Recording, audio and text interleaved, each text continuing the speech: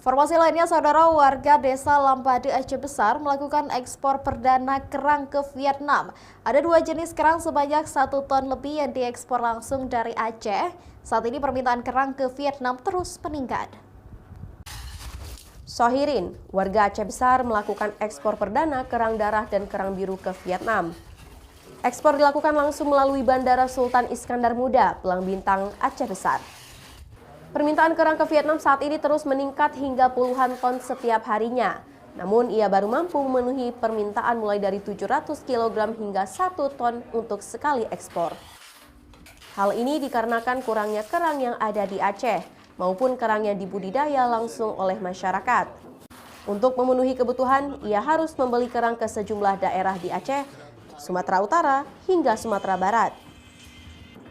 Untuk ekspor dari saya mulai dari 2019 ya. Cuma karena izin kemarin baru keluar di hari Senin. Untuk dari gudang sini baru perdana ini. Kalau tujuannya berarti ke Vietnam, semuanya ke Vietnam. Nah, permintaan kerang di sana apakah tinggi atau gimana? Untuk sementara marketnya cukup tinggi karena satu hari minta 1 ton.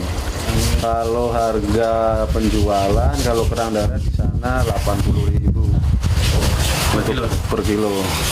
Kalau kerang birunya ini nggak stabil ya, kadang 80, kadang 90. Selain permintaan kerang yang tinggi ke Vietnam, harga beli di sana juga jauh lebih tinggi dibandingkan lokal. Per kilogramnya dibanderol mulai dari 80 hingga 100.000 rupiah per kilogram. Syahril, Kompas TV, Aceh Besar.